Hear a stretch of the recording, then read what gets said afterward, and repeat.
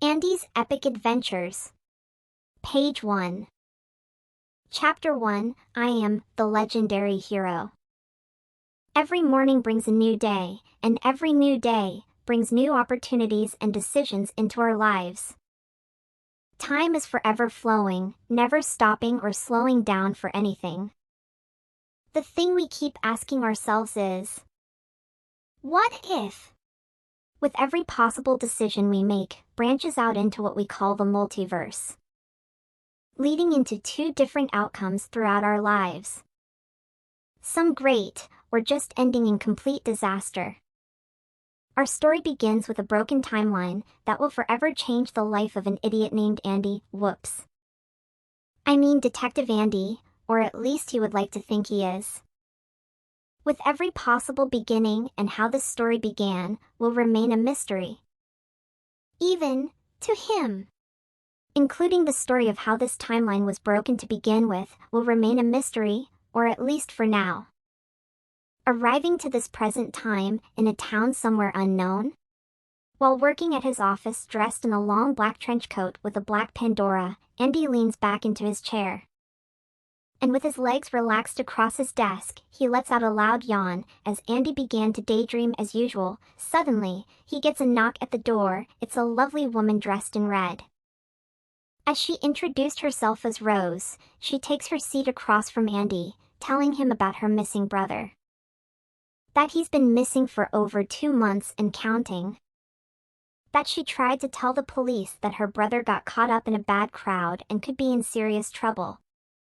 With a tilt of his hat and a big smile across his face, he spontaneously jumped out from his chair, claiming and gloating proudly that he is the ultimate hero of all time and possibly the greatest detective in all of history, will find her brother or possibly maybe die trying. Like a madman, Andy unleashed his war cry as he ran out of the office, leaving Rose confused and worried. As he continued his battle cry, as he made his way down the hallway, pushing and shoving random office workers along the way. Jumped his way onto the elevator, down to the first floor, and arriving to the front desk, where he ran into a security guard. A security guard who just happened to be waiting for the elevator to arrive, and was about to enjoy his favorite donut. When Andy rudely shoved his way out of the elevator, accidentally tossing the guard's precious treat into the air, sending his favorite donut tragically dramatically landing face down onto the floor, where it was trampled on by workers entering the elevator. Andy quickly made his way to the front door. Meanwhile, as the security guard wiped away his tears, vowed to avenge his precious treat. Page 2. Revealed that Andy was indeed no detective, but someone who keeps breaking into the building to try and solve unsolvable mysteries, was then chased into the parking lot. Determined, Andy thought he could lose him by running into traffic, where he was sent flying by a speeding car. That was just one of many possible origin stories. Now, this is where our story truly begins. In a medieval time where magic exists. Traveling his way down a dirt road was a wise wizard named Geraldo, wearing a gray wizard hat with wizard robes. Was accompanied by the necromancer in dark black robes with a gold mask that covered his face, that resembled rotten flesh, named Raziel. They traveled to the graveyard, where they dug up a large black coffin, to raise our hero from the grave. Geraldo, who mastered the elements of magic, was not known for his patience, tried to rush Raziel to complete the spell. The necromancer reminded Geraldo that the spell takes time to complete, in other words he wants to get paid the most, keeping in mind that he is getting paid by the hour. Raziel the necromancer raised his gauntlet full of blood, up into the air that contained the soul of our so-called ultimate hero, and as he read from his copy of the Necronomicon, he poured the blood upon the black coffin, releasing a surge of power. Andy bursted out of his coffin screaming.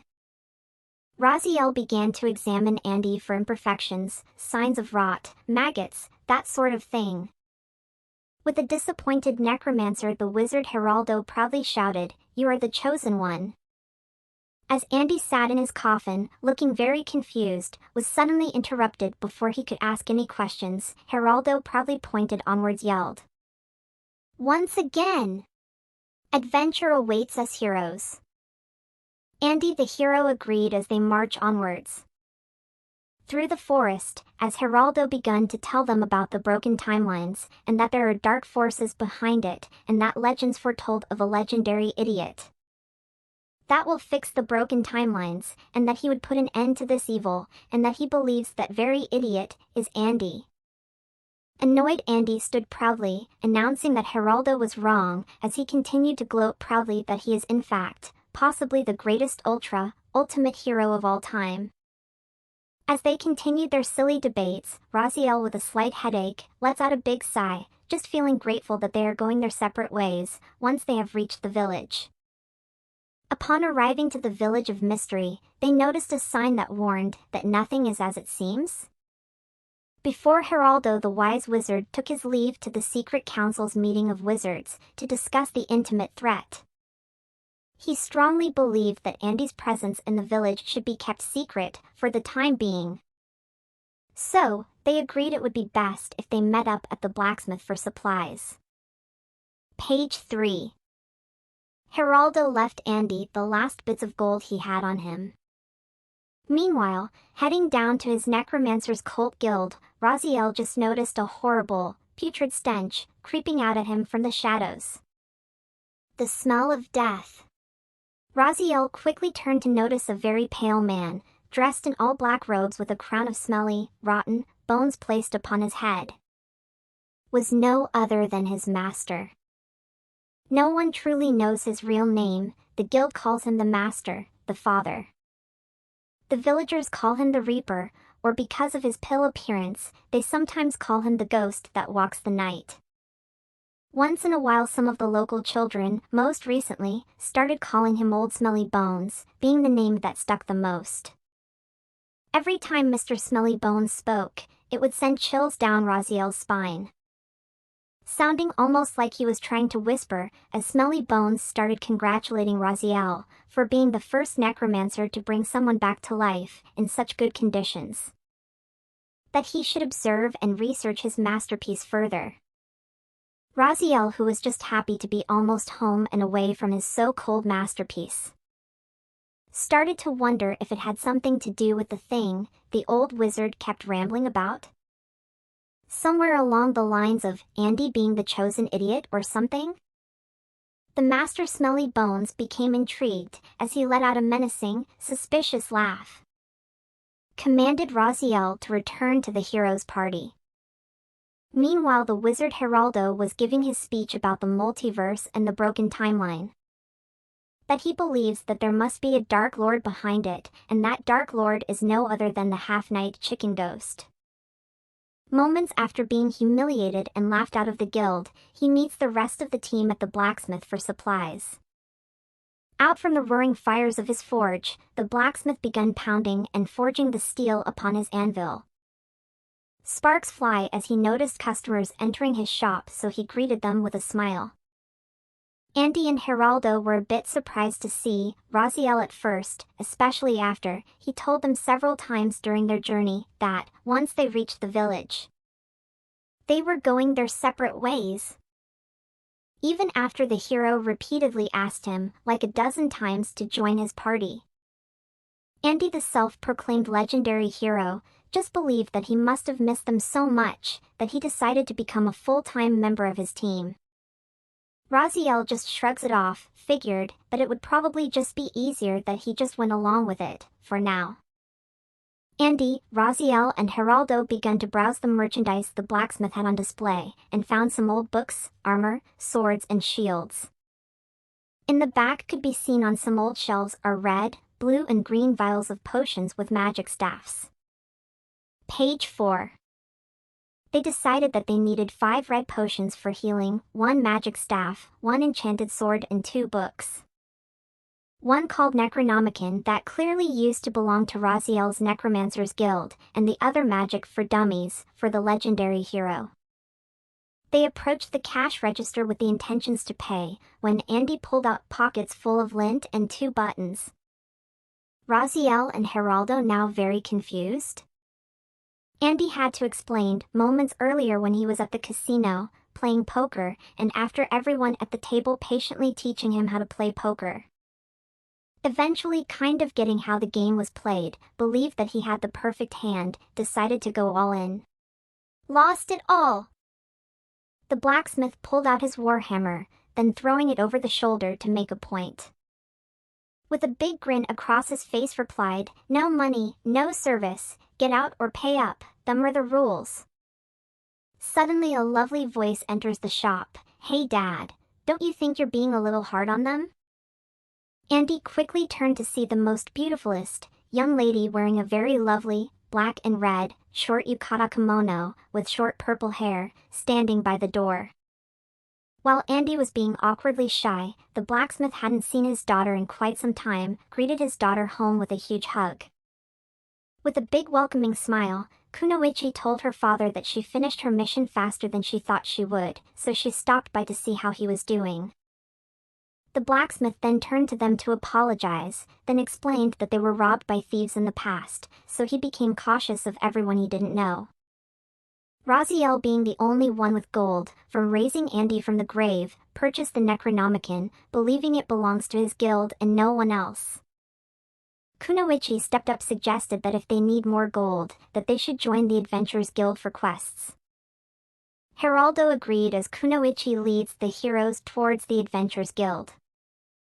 How does one become a member of the Adventurers Guild? The 3 easy step guide for rookie adventurers. Step 1.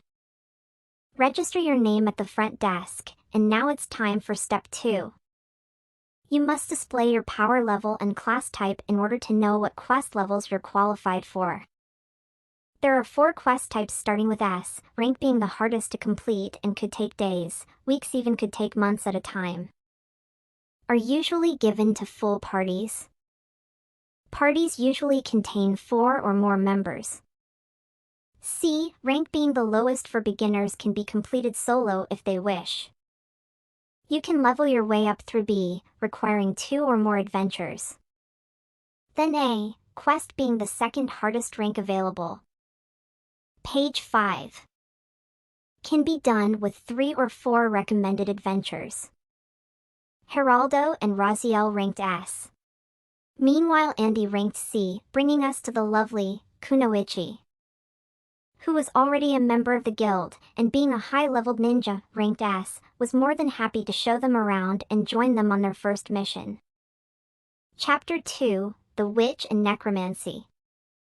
Congratulations, they are now fully registered adventurers, and can now receive quests at the bulletin board.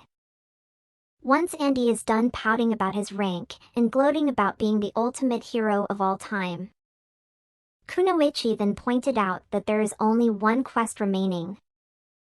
And it's in B, ranked mission.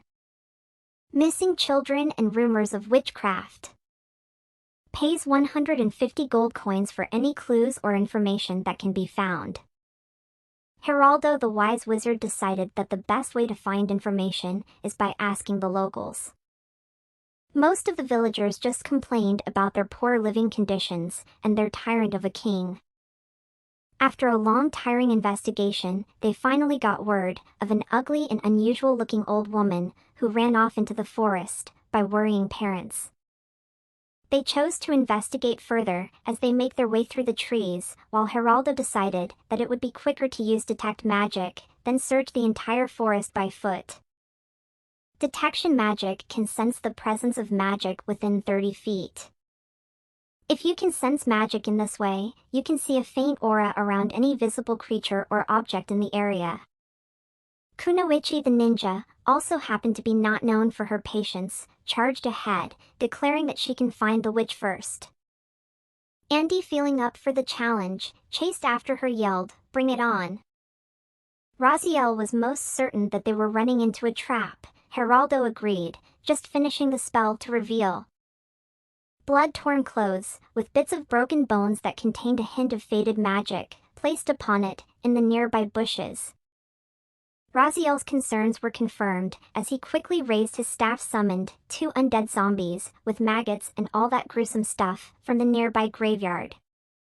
Meanwhile, Andy and Kunoichi indeed found themselves captured and locked up by the Wicked Witch in her trademarked black pointy hat with black pointy shoes and black robes, and was not far from their cage, getting ready to make hero soup. Andy pouted, believing that this situation they're in shouldn't have happened to the main character of this story. Kunoichi bursted out laughing, as Andy became slightly annoyed, quickly wondered what was so funny. "Ain't it obvious?" she replied, trying to catch her breath, as she proudly stated that if anyone is the main character of this story, it's probably her. Page 6. Kunoichi, with a big smile, stood proudly with both hands placed firmly on her hips, posing all heroically, promised to get them out of their cage and out of this dangerous situation. That Kunoichi believes that Andy clearly got them in. Andy then shaked his head, yelled, "No way! Who do you think is the author of this book? Me, that's who." Kunoichi, having way too much fun at Andy's expense, couldn't help but laugh and tease Andy even further. "Who writes a book where they're the main character, you narcissist?" Kunoichi laughed so hard that she fell over laughing even harder. That the Wicked Witch became extremely annoyed, quickly interrupted Kunoichi's laughter, shouted, "Shut up, you fools, you're giving me a headache." Suddenly the front door crashed inwards, infuriating the witch even further as she screamed at the top of her lungs, "What is it now?" She turned to face the undead zombies slowly closing in. Without hesitating, the witch casted lightning from her fingertips. As they slowly burned, the Wicked Witch began to laugh, as she believed she had the upper hand. Celebrated her victory, perhaps a little too soon, as she was caught off guard, as a horde of children like zombies busted up through the floorboards. The witch fell over with a loud thud. Horrified, the Wicked Witch screamed as she tried to fight back, as even more lightning burst forth from her hands, was quickly overpowered as she was slowly dragged across the floorboards into the hole, where the witch was ironically devoured alive by the very children she once devoured herself. The necromancer and the wizard appeared through a magic portal. Andy then suggested they were incredibly late. Raziel then sarcastically pointed out that the hero usually shows up at the last minute. Geraldo advised them that this isn't the time to argue, quickly grabbed the key off the nearby moldy dresser, releasing Andy and Kunoichi from their cage. As they made their hero's exit, Geraldo turned around like a total badass, casted Fireball, burning the cursed mud hut to the ground. They returned to the guild to claim their reward, not just completing the quest, but impressing the guild master of the adventuring guild by doing way more than what the quest originally asked for. Was then granted extra gold for their trouble. Andy started thinking they could double down at the casino. Raziel, Kunoichi and Geraldo shook their heads in agreement, yelled no way. Soon after, they decided to pay the blacksmith a visit for supplies.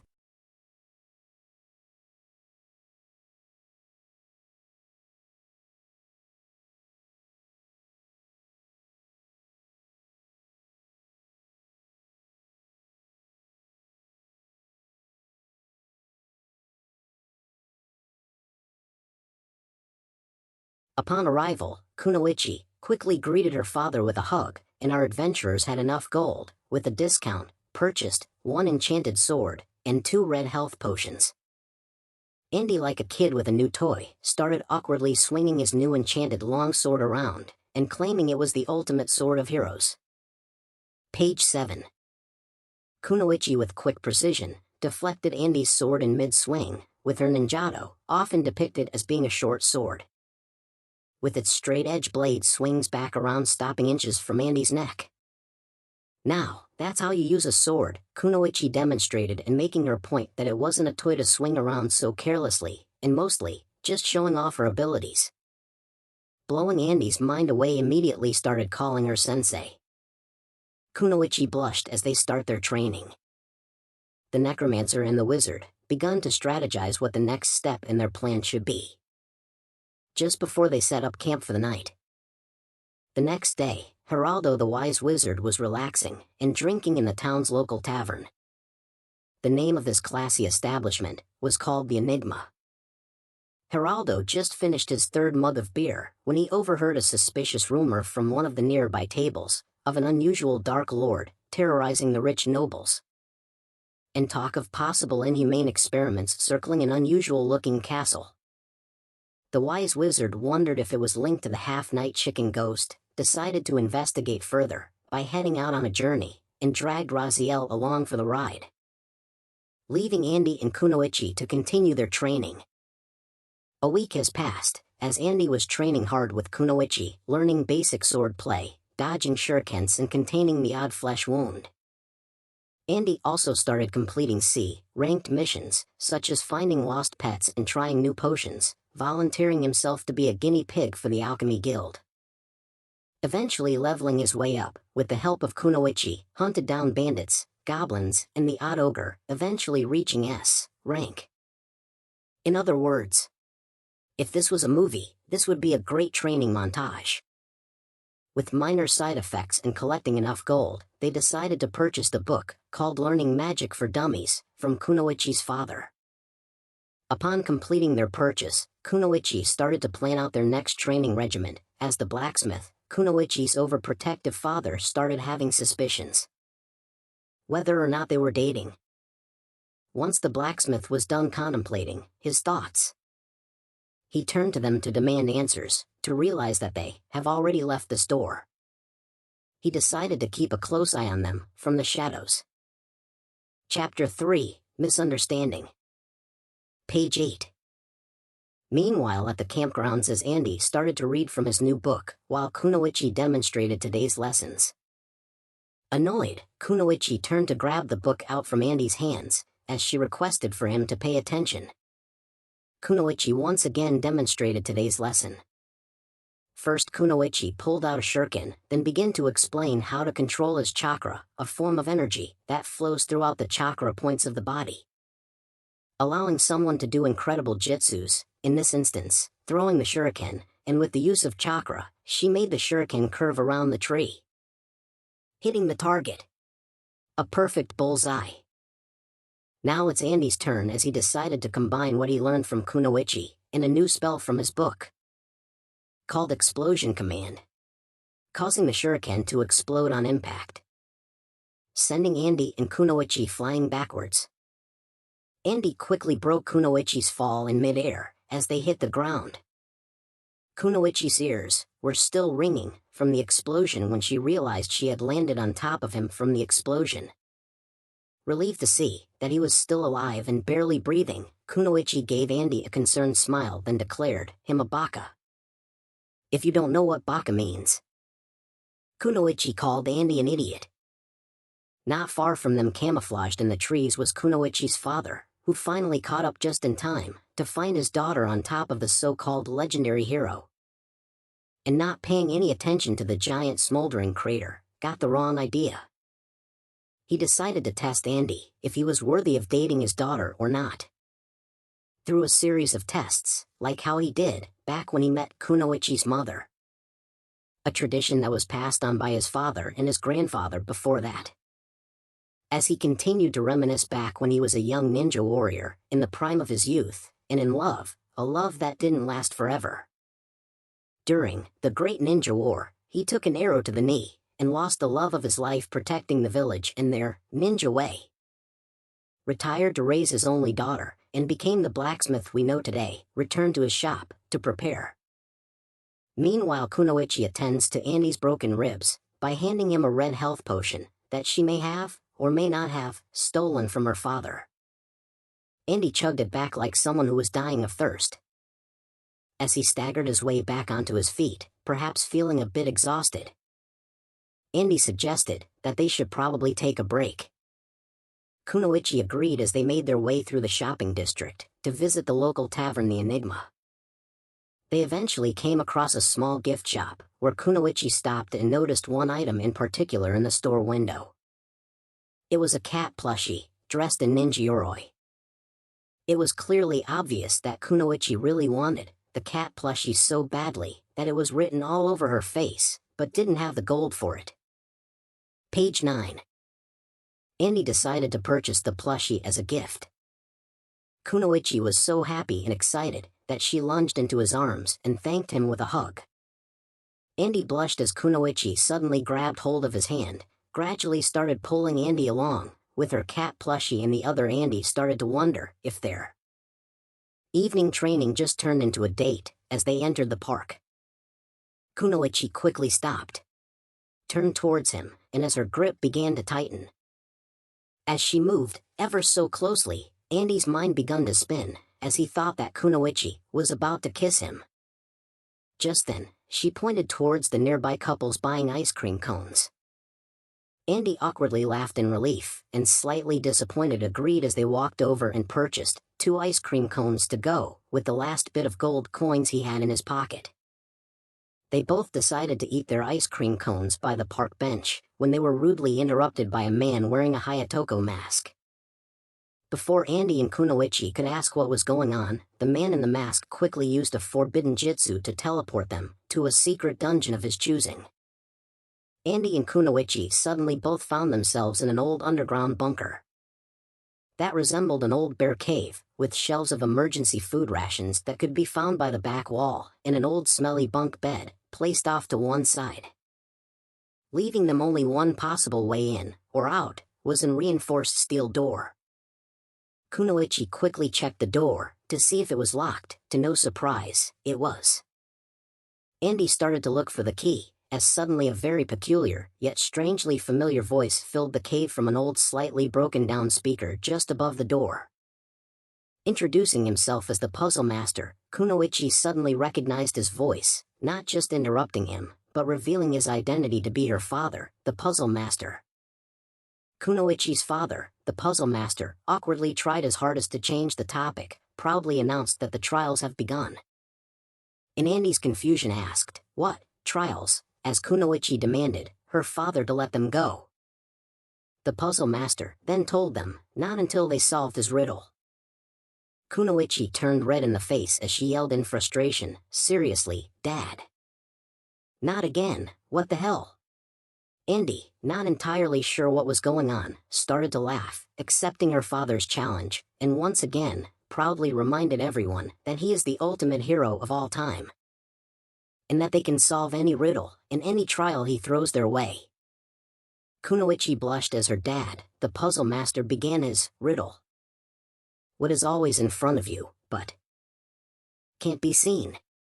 Andy started scratching his head, lost in thought, as Kunoichi answered, "The future."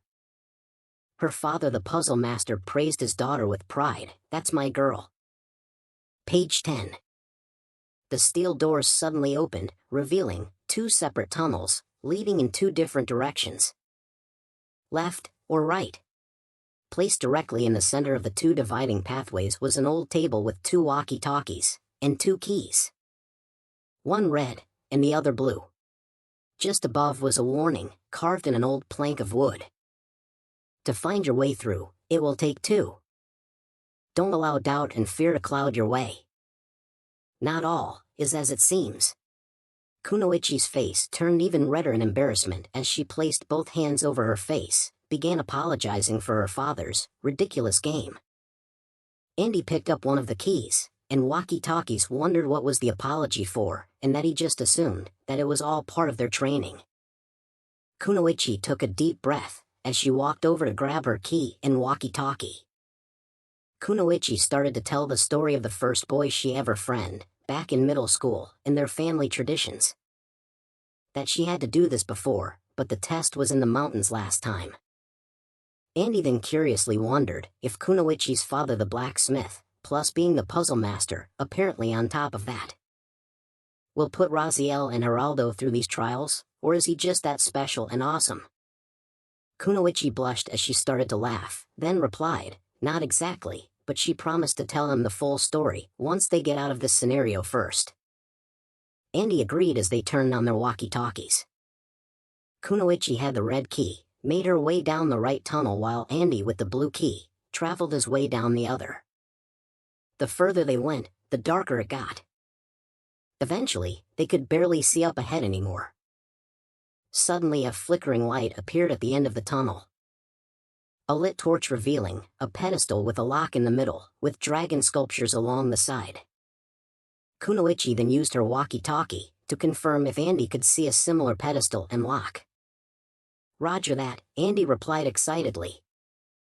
The puzzle master suddenly told them that they must turn their keys at the same time to proceed. Kunoichi used her walkie-talkie to alert Andy that they must stay on guard and be prepared for anything. Andy proudly declared that they got their victory, guaranteed, in the bag as they inserted their keys into the locks. Once again with the walkie-talkies they counted down from 3, 2, 1. Andy and Kunoichi turned their keys at the same time, triggering trapdoors beneath their feet, sending them plummeting downwards. Andy quickly found himself in the middle of a deadly labyrinth, where he had to outrun ginormous boulders, while at the same time trying to dodge arrows that spontaneously shot out at him from almost every direction, and jumping over and avoiding the odd spike pit. Meanwhile, Kunoichi got to relax in a nice hot spring. Page 11. You would almost wonder if the puzzle master had some sort of grudge against our legendary hero. Exhausted and out of breath, Andy eventually found his way out of the labyrinth to find himself in the middle of a throne room, face to face with a fast-asleep, fire-breathing dragon. Its tail tightly wrapped around, guarding Sleeping Beauty in her cage. Dreaming so soundly and very comfortably in her bed, Sleeping Beauty was better known as Kunoichi. Suddenly 2 large wooden doors swung open from across the throne room. Revealing the exit was the puzzle master, who had one last question.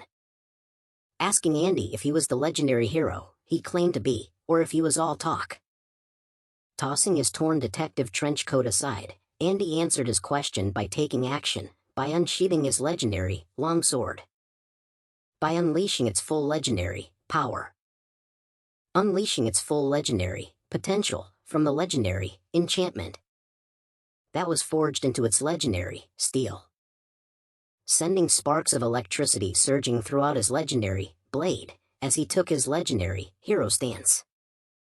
The static electricity waking the dragon from its slumber to see the legendary hero standing his ground. The horrifying beast took action as it quickly raised his head and was about to breathe fire. Andy suddenly remembered back when they got their walkie-talkies. The message on the wall. Andy then realized that the massive dragon was an illusion. Suddenly, Andy resheathed his sword as he applauded the puzzle master for his performance. Soon enough, Andy was engulfed in the dragon's flames, and almost like something out of a fairy tale. Andy picked Kunoichi up like a princess, as her father, the puzzle master, was in complete shock and was absolutely lost for words. Kunoichi finally woke up from her nap. Wondering where they were, Kunoichi politely asked to be put down. As they exited the dungeon, the puzzle master admitted defeat as he placed his hand on Andy's shoulder, welcoming him to the family, and that if he ever hurts his precious daughter, that he would make him wish he was never born. The puzzle master then walked off into the night, as he left Andy very confused and kind of worried. Kunoichi couldn't help but laugh, just decided to shrug it off and continue their date. During their walk to Kunoichi's home, Andy couldn't help but wonder to himself what could have started his evening training, and possibly a misunderstanding from Kunoichi's father may have quickly turned into, just maybe, something a little more. As they walked up to Kunoichi's home, Andy began to daydream as usual when Kunoichi decided to surprise him with a kiss.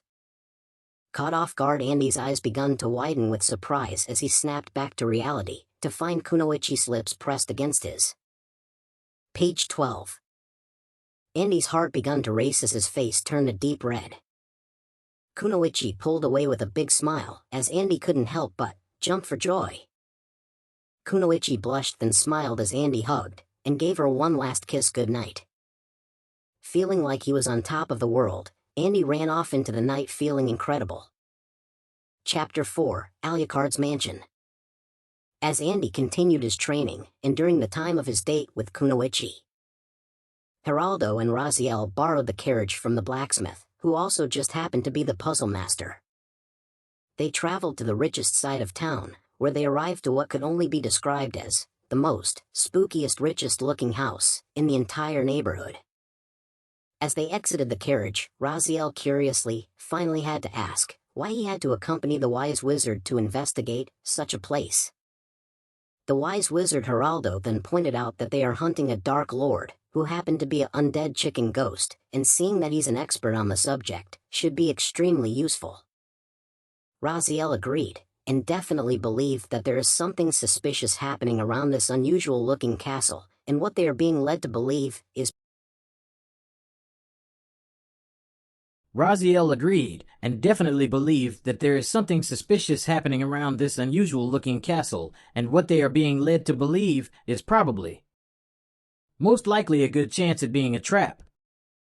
Geraldo shrugged, believing that they have already arrived, so they may as well see how it plays out. As they were about to approach the mansion, they could suddenly sense a bloodlust aura, with the intent to kill, slowly creeping out at them from the mansion's doors. When suddenly, like a powerful gust of wind, causing the mansion's doors to swing open, to be greeted by a mysterious figure in a black tux and a red cape introducing himself as Alucard. Raziel quickly recognized who he was, from when they have done business multiple times before in the past. Mostly through helping him with finding human remains, including animal. Raziel curiously asked Alucard if he had made any progress with his experiments thus far, since they last spoke. Alucard casually laughed as he invited them inside, reassuring them that they will receive more detailed information inside. They followed Alucard as he began to inform them that they had made incredible progress last far, that showed great promise. All thanks to Raziel and his assistant Dr. Frankenstein for their most recent achievements. Geraldo then requested that, if he knows anything of the Dark Lord, the half-night chicken ghost, or if he knew anything about the broken timeline, if he had any information to share, would be most helpful. Alucard stopped and stood in front of the fireplace. Page 13. Alucard turned to them and chuckled, knowing nothing of this broken timeline, but he does know of the half-night chicken ghost, for he was the one who helped in his creation. They had some minor problems with it temporarily escaping recently, terrorized the locals. Farmers mostly. Geraldo, surprised to learn of the Dark Lord's origin, demanded why they would create such a creature. Alucard remarked, the creature that they made was hardly a Dark Lord at all. The Chicken Knight was more like a vengeful spirit, seeking revenge on humanity. Raziel asked the whereabouts of this so-called vengeful spirit now. Alucard tossed another piece of wood into the fire, and as the flames began to kindle, Alucard revealed that they have already caught the spirit. Alucard paused for a moment, looking like someone who was about to slip up and accidentally reveal something he shouldn't have. Then figured to tell them anyway that they gave the creature to its true creator.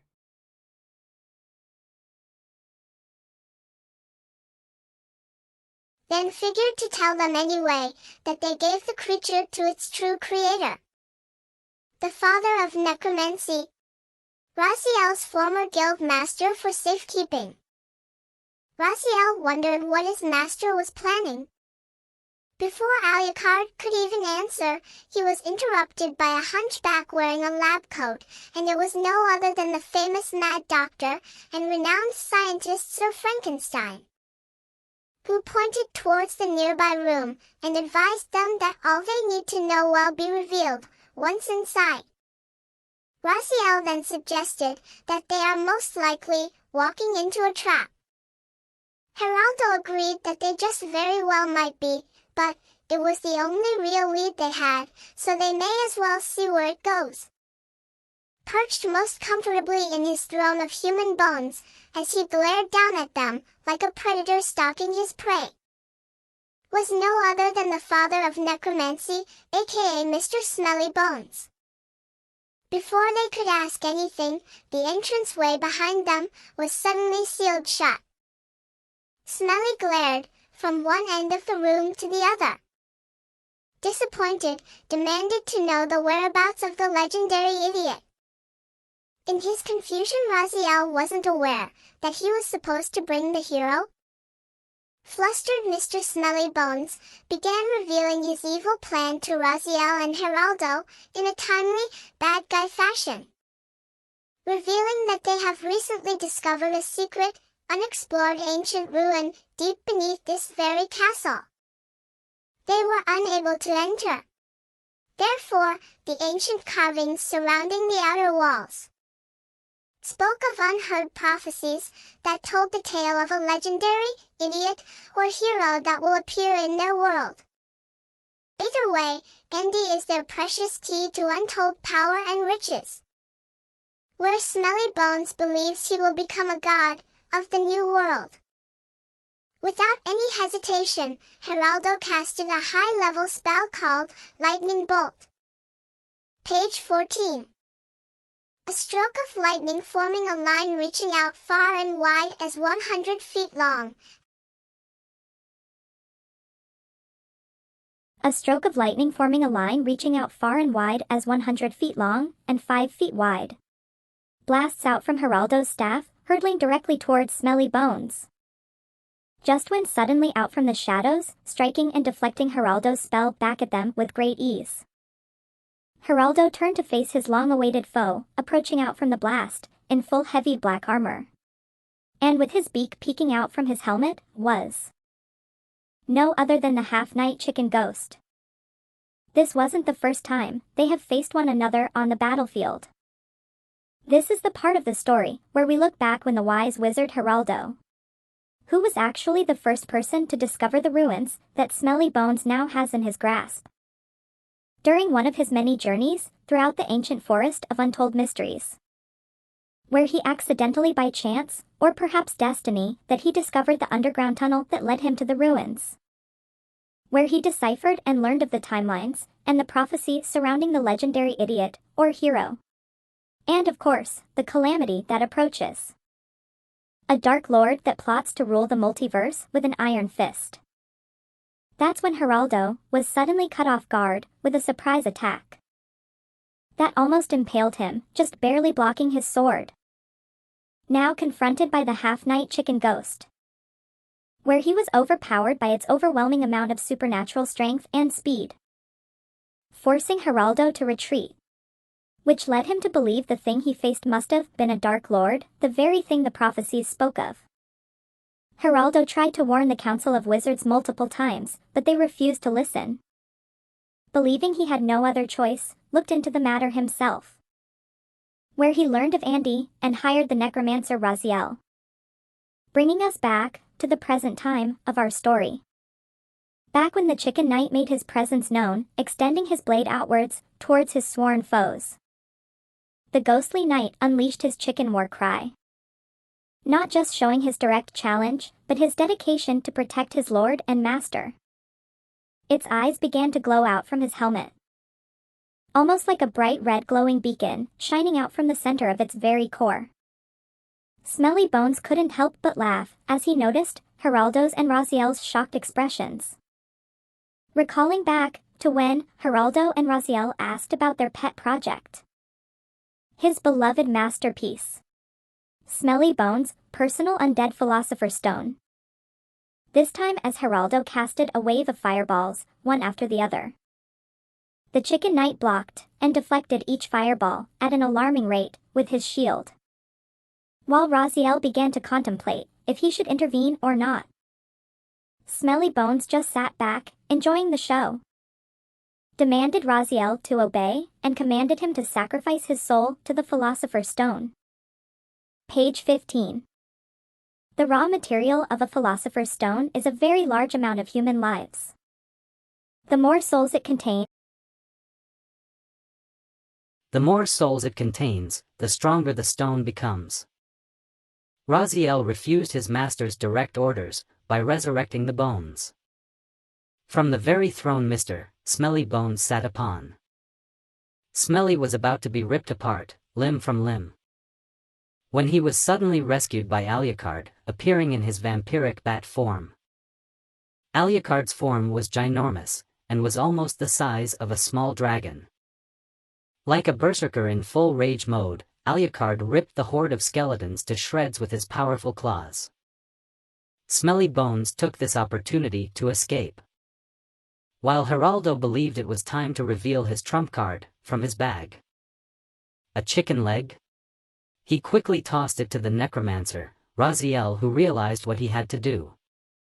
Using a similar spell from when he raised Andy from the grave, he unleashed a surge of power, summoning the kernel of fried chicken. With the kernel's 10 seasons and spices, the long-awaited battle can commence. The earth shook with each blow.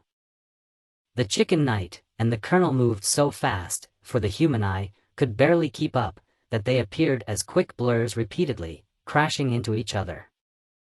Eventually, creating an earthquake, making the castle crumble all around them, while Geraldo tried to teleport them to safety.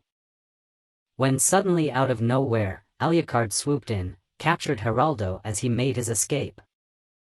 Raziel barely got out from the burning wreckage alive when he came to the realization Geraldo was kidnapped, and he was no longer part of a guild. Raziel then decided to gather the rest of the team for a rescue party. To be continued.